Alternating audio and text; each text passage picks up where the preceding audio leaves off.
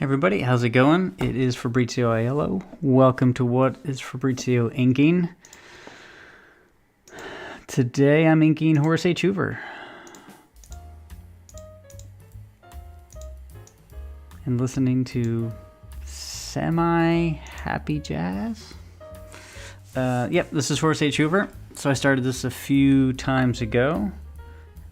I think I'm on like hour 3 or something like that. Here's the whole pinup. We have Horace H.H.Hoover. We have a creepy voodoo-looking guy with a nose ring and dreads. We have Slurp, his buddy, who speaks an alien language. And then we have Max, sort of a no-nonsense, ex-bookie New Yorker kind of character. So any questions, comments, throw them in the chat.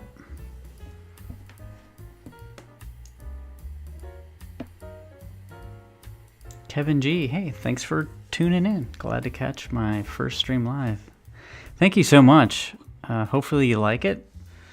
We're currently working on issue 4, so almost getting towards the end of the mini-series, which will be really nice.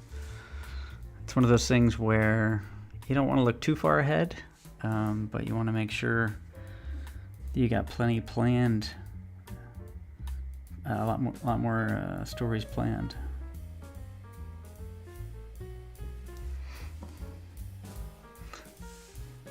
So I think we'll see if I can finish this up today. Yeah, we'll see. I did quite a bit of detail, which I hate that term detail, but I just used it anyway. Hey, Blue Teddy Narrations, how's it going? If this jazz is either too loud or too happy, please let me know. I'll probably switch it after a while. It's Thursday night, so I do feel like happy jazz is more appropriate. If it was Monday, it just wouldn't feel right. Happy jazz on a Monday.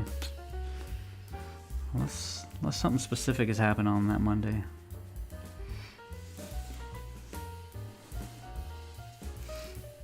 So I'll be working on these trees quite a bit. Kevin G, issue 1 had 2 stories, but issue 2 had only 1. What will the normal format be? That is a good question. So for the mini series, I actually sort of have 3 flavors, I'm calling them. One is the short stories. The other is a much longer story. It actually is through issues 2, 3, and 4. And then issue 5 is going to be a one-off self-contained story.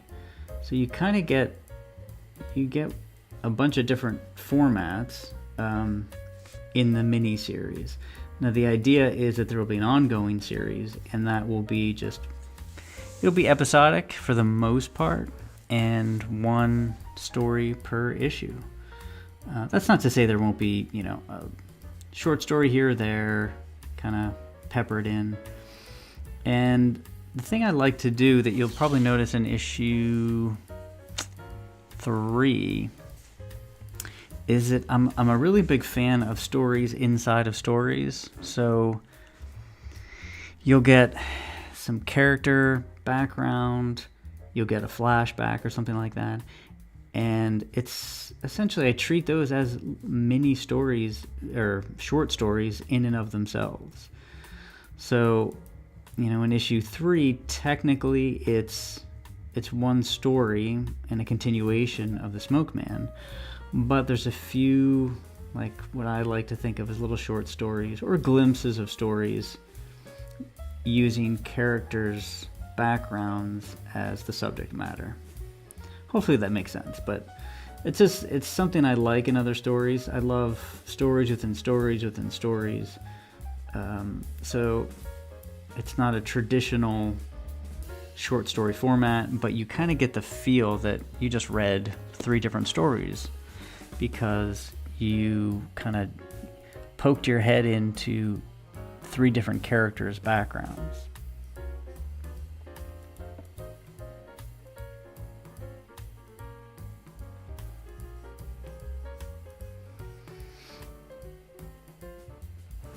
And I do think that different storytelling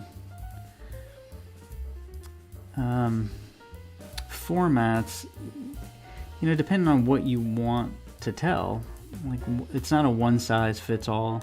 So I'm trying to approach it that way. They might all be short stories. It might be one big, long, giant, epic adventure, or it could be episodic. And comics obviously lend themselves to episodic, but there are times when you just want more of an epic feel to it, so it might go on for a few issues.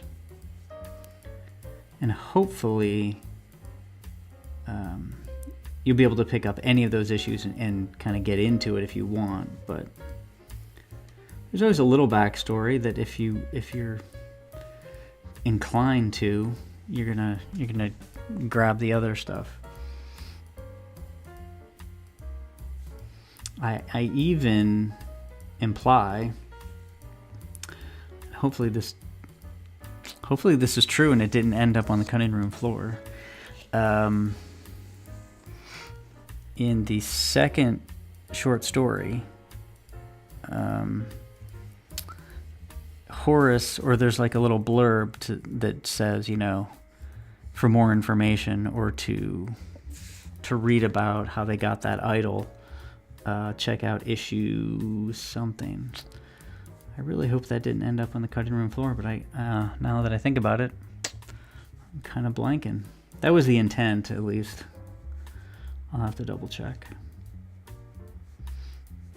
Just makes it feel like there's a bigger world, and that the reader knows that it's things are going on, things happened before first time you picked up that issue of Horace H.H.Hoover, and things are happening at the same time elsewhere. So that was the intention, at least. I'm doing pretty good, Blue Teddy. Yeah.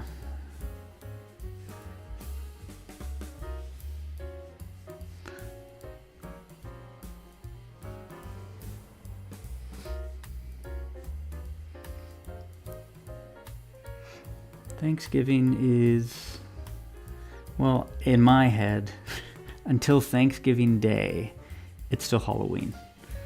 I know that that's not proper, but it's Halloween until I'm forced to turn the page. We still have our Halloween decorations, big skeleton outside, lights.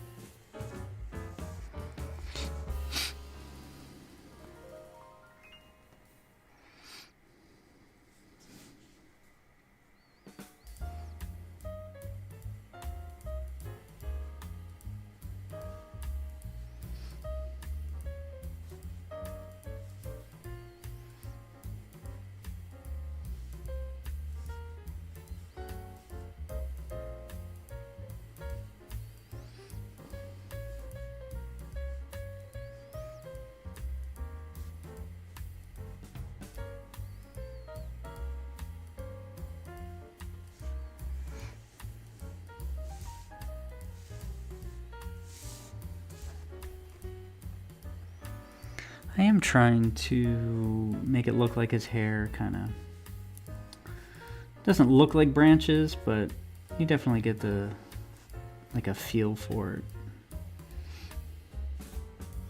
Like he's popping out of these trees. That's not to say he's part tree or anything. It's just supposed to evoke that. Kevin G, is the intention for stories to be chronological, or as in, say, Hellboy, snapshots of different moments? Love the first 2 issues so far. If I didn't already say that, thank you. I really appreciate that. I have every intention to keep it chronological, starting with issue 1. Starting with issue 1, I want to keep it chronological. And I say that now, and I think that's everybody's intention. But then you're like, oh, geez, what if we go back and we show this or that, and a one-off short story here. That stuff is really cool too. But I think, to me, I always liked knowing that I could pick up Thor 200 and just read Thor, and it's chronological, and I get the full story that way. So, as of right now, yeah, that is the intention. I don't want to make it confusing.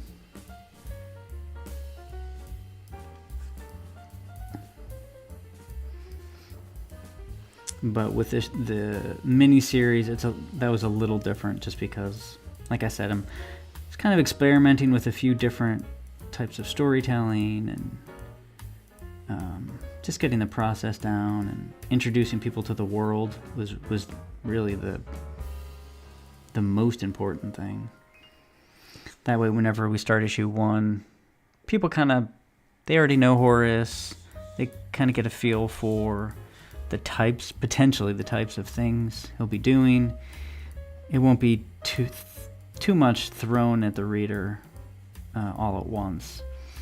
Because for issue 1, like the first arc really is going to be primarily, we're going to learn about his origins, how he got his powers, what are his powers, that kind of thing. And then in the introduction of sort of the first major villain for Horace. Well, I don't want to say major, but long-term sort of villain.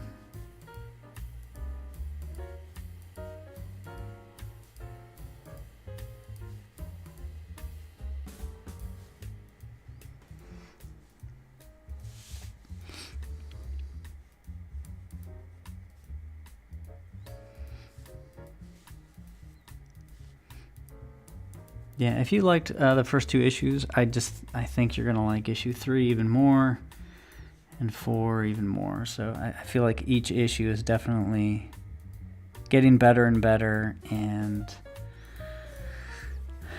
it's progressing and it's gaining momentum as each issue goes.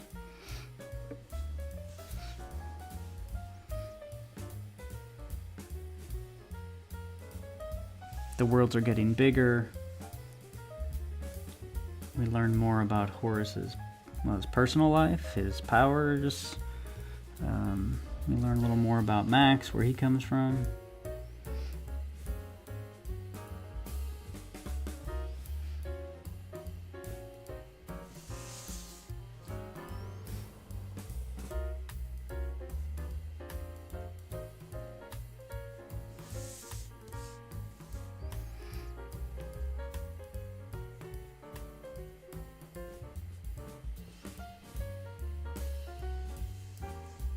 Captain Goodnight, King Elam.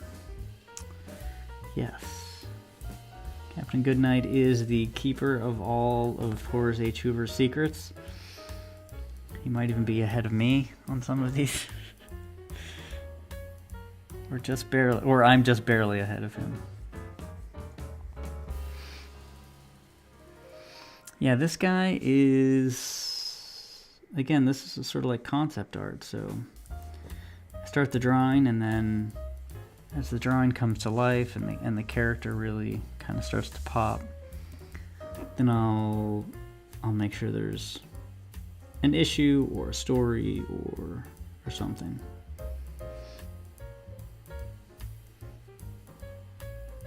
If I'm interested, like if I'm looking at one of these pieces of concept art and I'm like, I want to know who that is. If it's that kind of thing, then I have to answer that. I'm hoping if I'm thinking it, other people are thinking it. So that's my thought process, at least.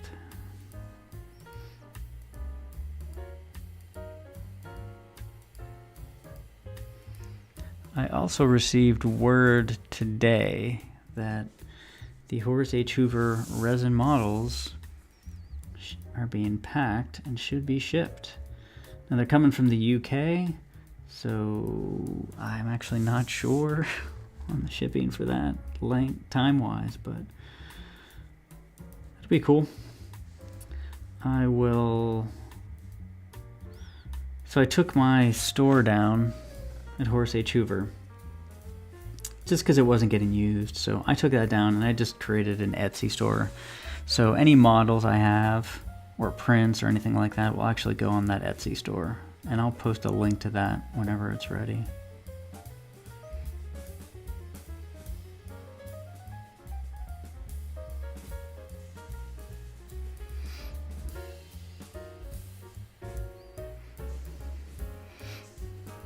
Thanks again, Captain Goodnight, for the architecture article. That was really interesting. I had never heard of the Second Age. I love architecture, but I'm definitely an amateur, and I try to learn as much as I can because I'm obsessed with it. But man, there's a lot to learn. Like being able to differentiate styles and periods and locations.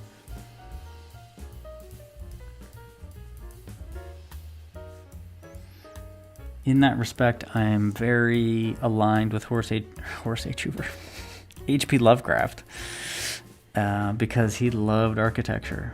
And that's one of the things that really stuck out to me. His description of architecture in cities and towns were so interesting.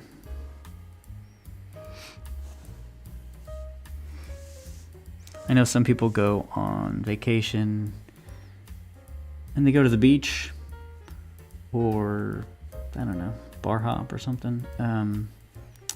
Basically, me and my wife just tour old buildings. That is really all we do.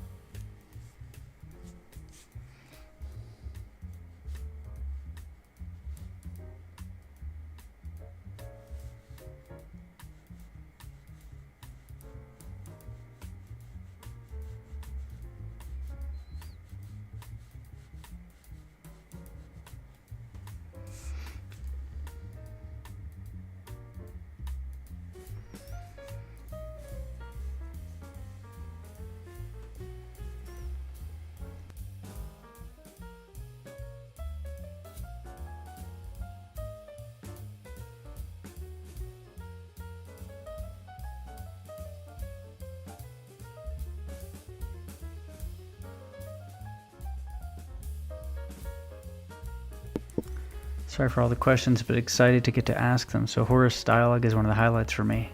Was there a certain inspiration? Never apologize for questions. I can't tell you how much I like getting questions. It's interesting for me. It lets me know what people are interested in, and sometimes it makes me think out loud. So please ask as many questions as you want. Hey Blake, how's it going? Let's see. So, dialogue. Thank you. Yeah, it's a highlight for me too. So, I don't want to sound like a snob or anything. I've always liked big words, and I've read a lot. And ever since I was pretty young, I would try to use words, but I would just use them because I knew them. And people always hated that. They hate when you use big words or talk in a certain way. So over the years, I just I don't bother, because the last thing is like, what does that mean? Okay, well, so this honestly wasn't just an opportunity for me to use a lot of words that I've either wanted to use or I haven't gotten to use, or I just enjoy like the sound of them. Like when it comes to writing, actually I should say reading. Some people can read books and the thing that they attach to is the plot or the characters. But for me, like the actual like melody of the language is really big.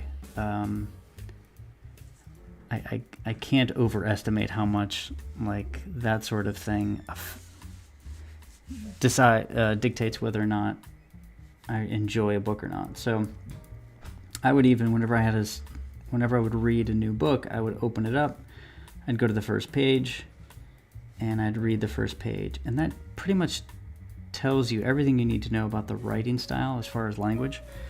Now again, subject matter might be different.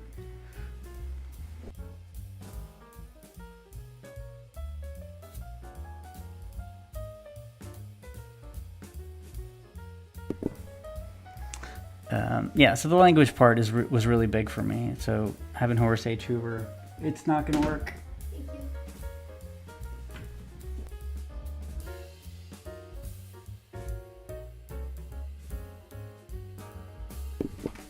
Sorry about that. It was just an opportunity for me to like employ all the things that I liked when reading.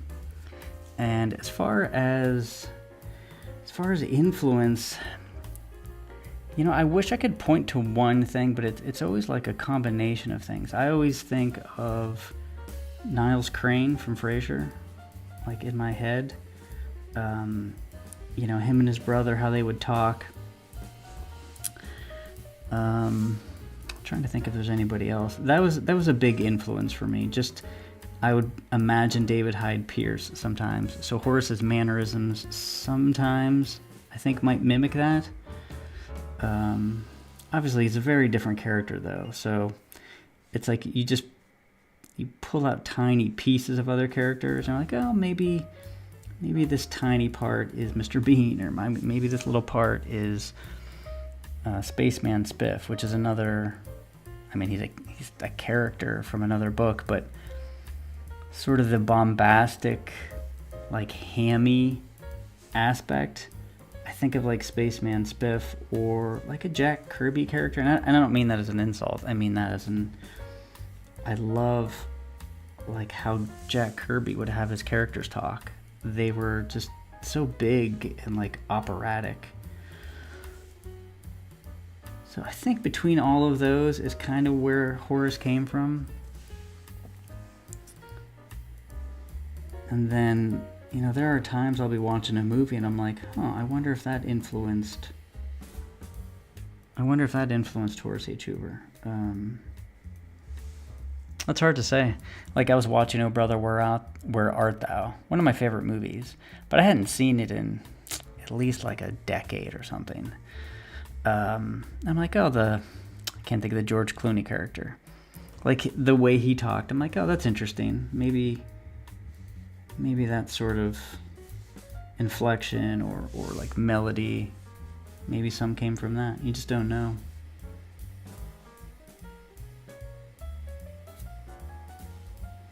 But I have to say, he's just really fun to write. And I think if a character is fun to write and fun to draw, as the person making it, it bodes well for it being entertaining or at least interesting for a reader.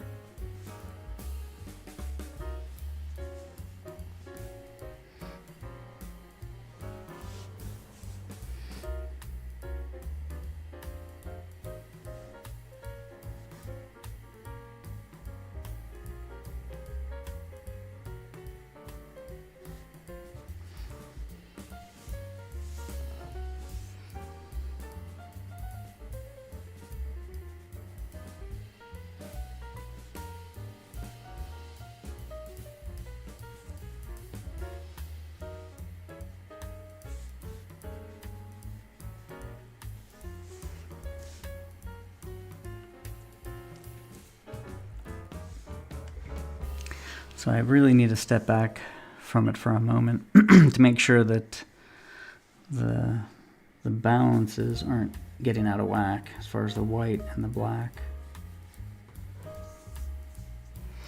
This big character in the back. This big character in the back should have a fair amount of black because I want Horace and Slurp to really pop forward. But I don't want it to be just a black hole where your eye just dies. So I definitely want to make sure there's enough black to kind of push everybody else forward, to give some little bit of description in his wardrobe, some textures, but not too much.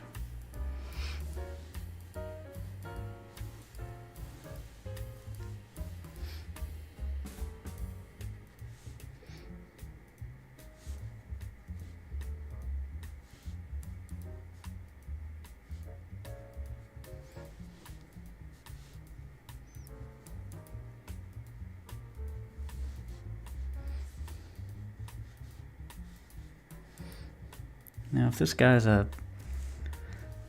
forest voodoo guy or something, I can't imagine his clothes are well kempt, so I definitely have to come in and do some textures because it will look a little too sparse if there's no textures at all. I mean, clothes, unless he's wearing silk, are going to have some texture. Spots, dirt, you name it.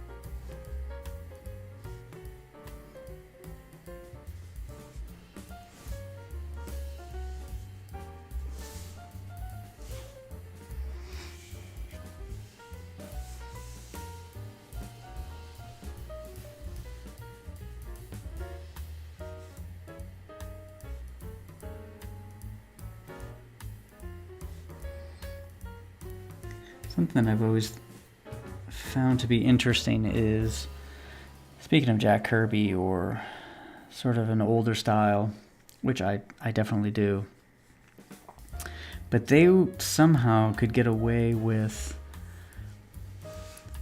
just the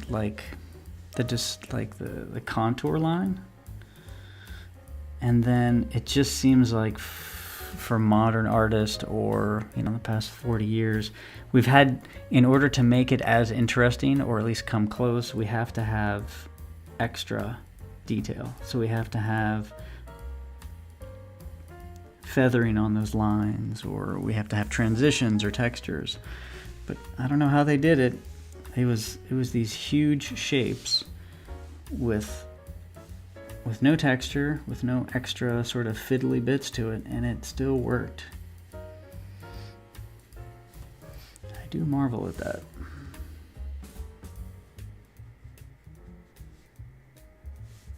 Every time I try to do that, it just doesn't. It just feels like it needs more.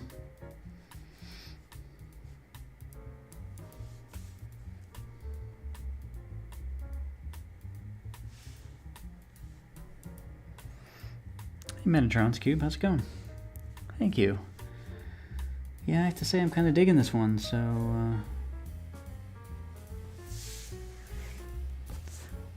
I still have a lot of black left to do, but as far as like the major stuff, we're pretty close. Thanks for popping in, I appreciate it. I'm also really taking my time with this as well. Like when you're on a stream, I'm gonna work a little faster, sometimes a lot faster, which you'll definitely end up with a different product. There's no doubt about it. You can't work at a different speed and then not see some difference. But for this, I really wanted to slow down a little bit and try to do my standard quote-unquote speed at inking.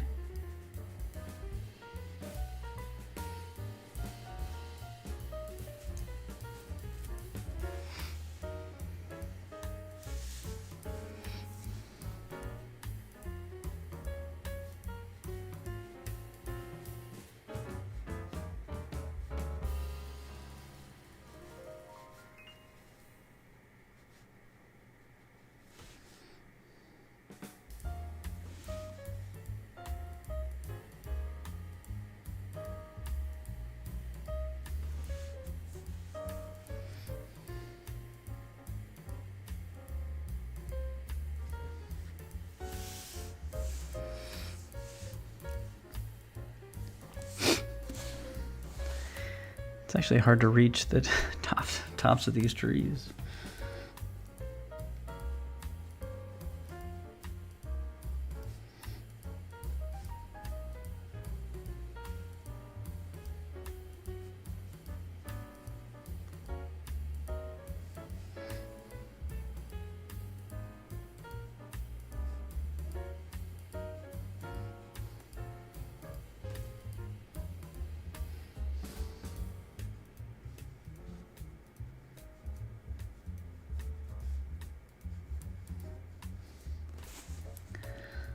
Now if I go solid black with these trees, it might be too much. So I'm gonna hedge my bets and just do some light, which will mimic sort of the bark as well. But if in the end it turns out, I really need to go solid black, then I can do that. But I'm hesitant to go straight solid black with these huge shapes.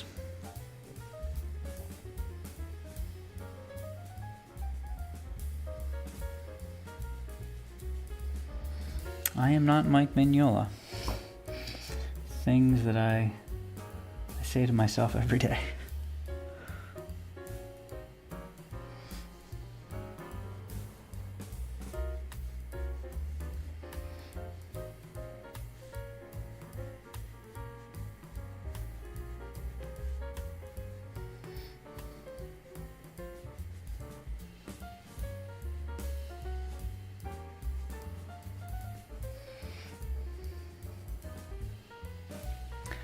I'm about to start drawing the biggest action scene so far in Horace H.H.Hoover in issue 4. This is sort of the culmination of the Smoke Man stuff, so it's going to be a pretty big battle.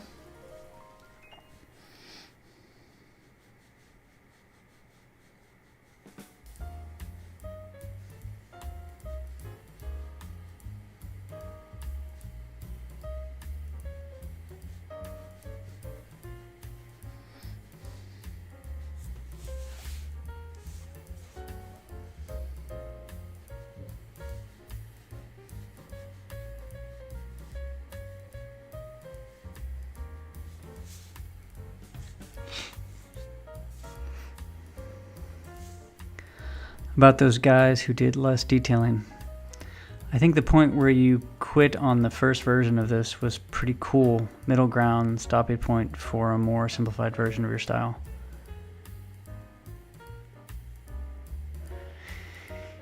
Yeah, it's something I want to explore more of, without a doubt. Even for my own, just like, okay, I was able to do a drawing in that particular style, and it worked.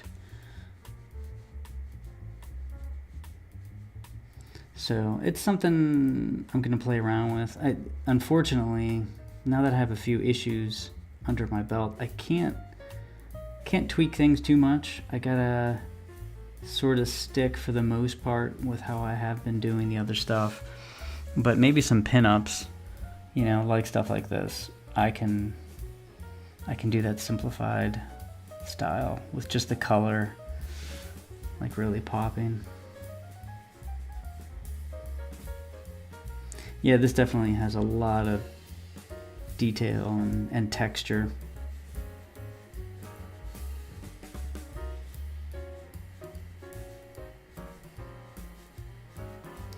It would be interesting to see somebody else ink one of my pages one of these days.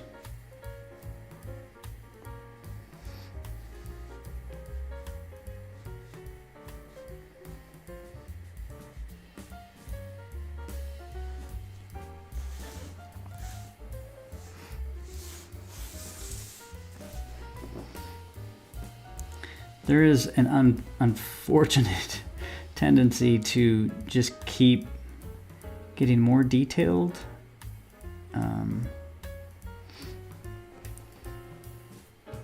But I think mentally you have to get to a certain point before you can pull back. So a good example is I took a self-portrait class a few years ago. And the first drawing I did was real strict. Not strict. It was very plain, right? It's just me. I didn't play around with the materials at all. It was very, we'll say it was boring. But that's because I felt like I needed to get that first pass done that looked like me, that was a good self-portrait, academically speaking, before I could sort of let loose. And by the third version, I was using like a walnut wash. I was really expressive. So I think sometimes you have to get like to this point before you can really scale back, I think. At least for me. I know some people can just kind of jump right into it, but I feel like I need to be able to take it all the way in one direction before kind of reversing back out. Kevin G, I feel your style is that EC Comics vibe, which fits this story so well, which of course is more labor intensive. Yeah. The detail is cool though. It has it. Yep. Thank you. Yeah, I think ultimately, I don't want to say people have more than one style, but you can definitely have a little bit of a range. I always think about, I'm always amazed sometimes when I go back to the Frank Miller drawing stuff, because I'm just so used to obsessing over Sin City and Dark Knight. And you go back and you check out like the Daredevil when he was drawing stuff. The anatomy's spot on. He was a totally different artist. But I don't think he would have been the Frank Miller Dark Knight Sin City artist until he got to that point.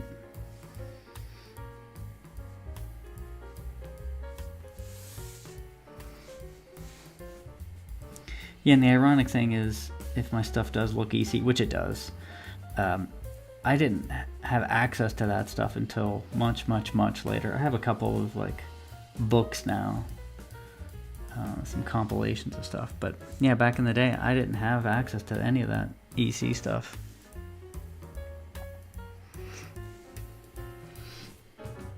But I was doing a lot of kind of like fantasy type stuff, dark fantasy. So there's definitely overlap in sort of approaches to things.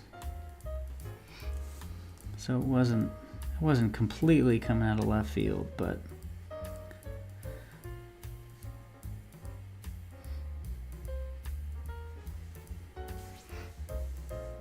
different ways of inking can change stuff up a bit. Yeah, for sure.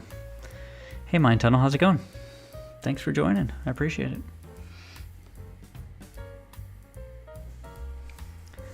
I don't know if I'll be able to finish this, but I will absolutely be able to finish it next time. I'm so close. I just basically got to finish out the right side of the page. The brushes naturally go to that style. Yep. Yeah, absolutely. That's why whenever I pull out like a dip pen, my brain goes to a different place entirely. I will do a hyper-realistic illustration. And like I said, that's fine, but it doesn't really always work for comic books. So in the beginning, that I was going to use a pen because it's, I don't want to say a crutch, but I was very familiar with that and felt really comfortable. I still do. And then I sat down, I'm like, this will be years and years and years of work, and I don't know if it'll really have the feel I'm looking for. Actually, it would look, I'm not comparing myself to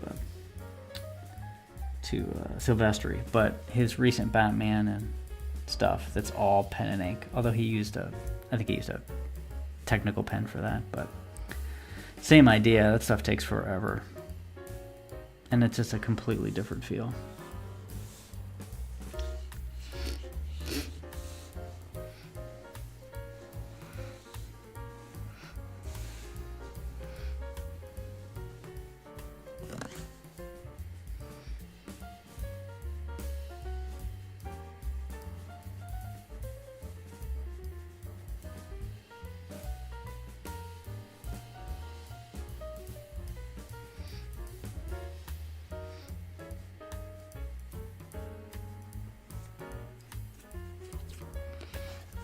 I have a cup of coffee here that is just getting cold because I never ever drink it. But for some reason, 5 minutes before I go live, I'm like, oh, I gotta get my coffee. I have to have a cup of coffee.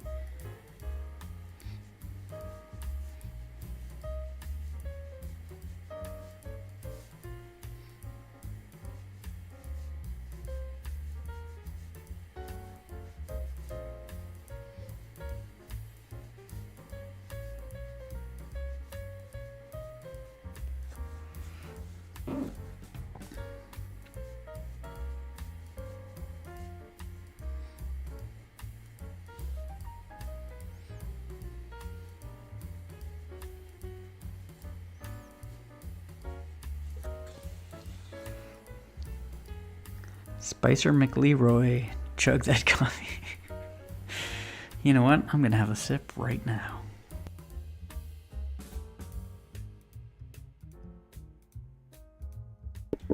In my Horace H.H.Hoover mug. Hopefully you can see that.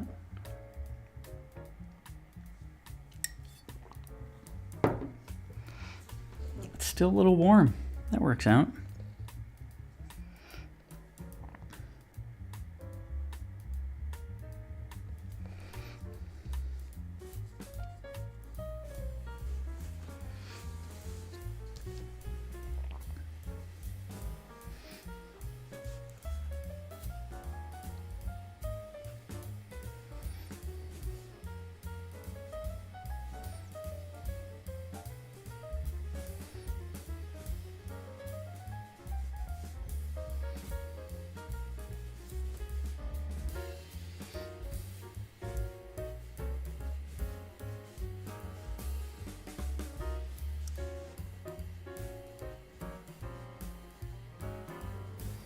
Now, I know a lot of people, I don't know if a lot is a good quant.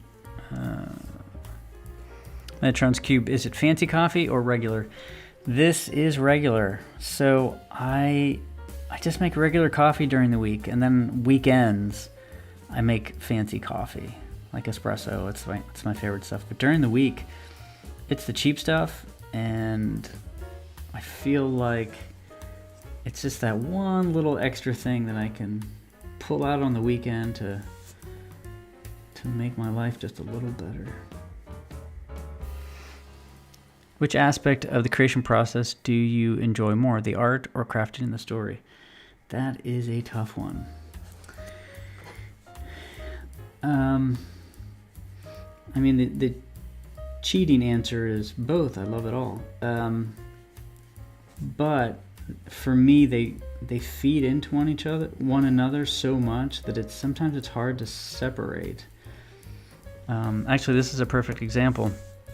So the first thing I do is I sit down and I start drawing this. I don't have anything in particular as far as story or character or setting. But as I'm doing the drawing, the story kind of reveals itself. And then that feeds into the art. And then once you have all of these pieces and these characters, these different locations and settings and characters, man, being able to make connections with those characters and hey, oh geez, sorry, something happened to my brush here. Yeah, making those connections is so much fun. So, in issue 1, we introduce some characters, and then issue 2, we introduce the book bug. And then once I know his history, I'm like, oh, he can, I can tie his history into this other character's history. And then I can, if they're here at this time, then, I can do this other cool thing. So I don't know. It's all a lot of fun. And I think I saw a little clip of Joni Mitchell, who, all cards on the table, I know she's a musician, and Rick Beato loves her, but I'm not familiar with her stuff. But the clip of her was, she said, I am never, and I'll get the quote wrong, but basically I never run out of ideas, because when she's not doing music, she's painting. And I absolutely identify with that, because that's how I work. If I'm not drawing, I'm writing. So then when I sit down to actually draw, I have sort of like, I have stuff in the bank, you know, just waiting to be done. So there's like a pent up drawing reservoir, and then vice versa. So I definitely take the same approach as Joni Mitchell, and I understand she's a genius. I think that makes me a genius. That might be science. I don't know. According to science,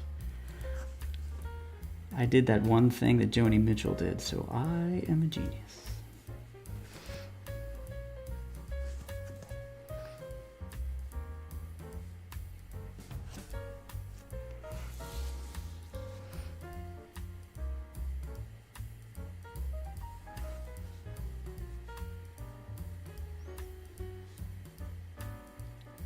And if there's any musicians in the chat, I highly recommend Rick Beato. I mean, he's all over YouTube, so you probably know him already, but really great stuff. He's fun to watch, but like the way he can dissect songs, and it's really interesting stuff. His take on pop music or old music or just writing.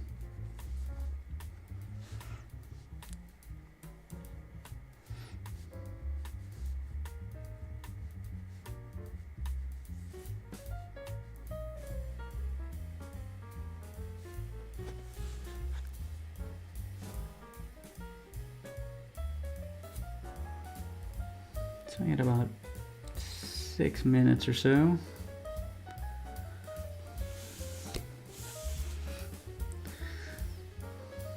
I don't know. I think I have tried to color on stream before. I think I might have done that once. For this, though, I might actually try to do watercolors. We'll see. We'll see how this works out. But it would be interesting to try that live. So what I'll do is scan in the inks and then print out blue line inks basically on some either thicker Bristol board. I have had some success actually printing on watercolor paper before too, but I have a new printer, so we'll see about that. And then maybe the last bit will be putting it all together and tweaking the values and calling it done.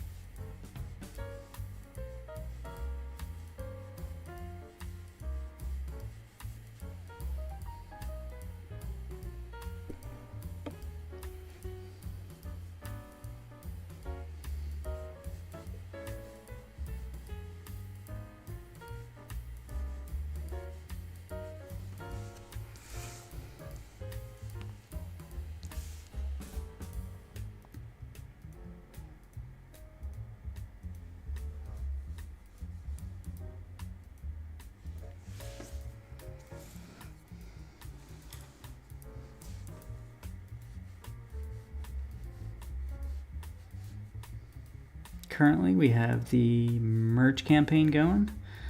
So there's blankets and hoodies of Horace H.H.Hoover, which I think look really fun.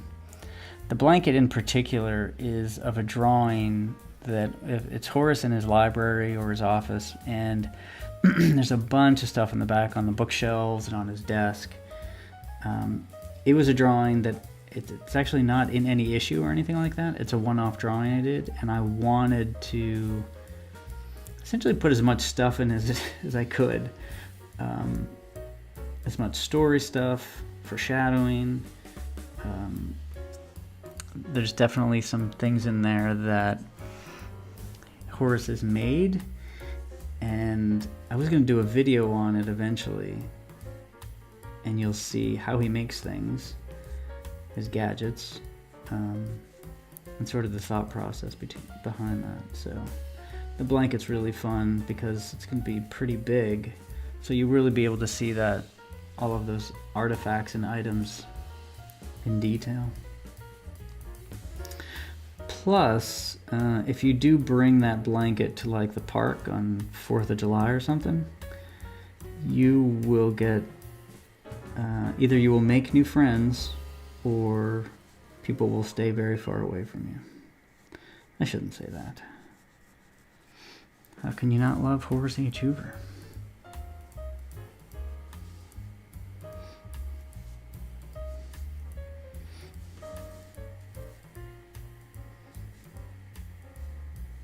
And I will definitely post an update on those Horace H.H.Hoover models. Like I said, they're being shipped from the UK, so I'm not sure how long that'll take, but I'll post something on Twitter for anybody who's interested.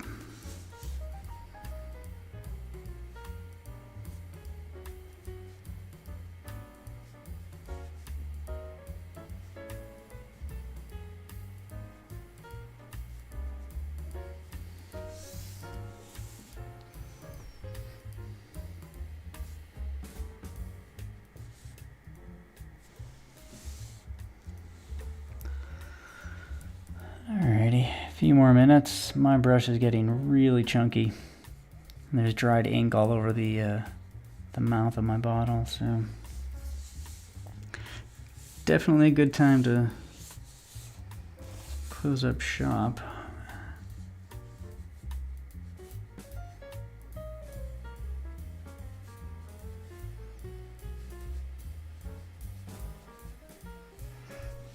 Kevin G. So the blanket is the first appearance of future story items. Some have you'll see them from issue 1 and 2, and some things will be things that will pop up in other stories, and we'll learn the history of them. I just thought it'd be a fun place to put that kind of stuff. And there's one thing in particular that you will definitely see, and it'll be sort of an important part of one story. I'm not sure what issues those are going to be just yet, but these are things that I'm excited about introducing. So I wanted to get ahead of the game. I like when people put Easter eggs and stuff like that. So if I didn't have an opportunity to put certain things in an issue, I thought this would be a great place to do that.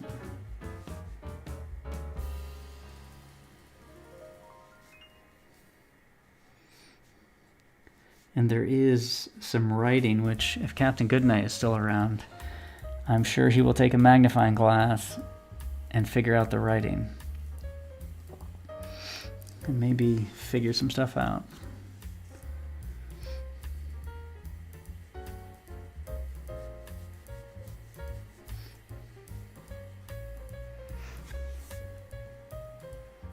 Finish my bourbon.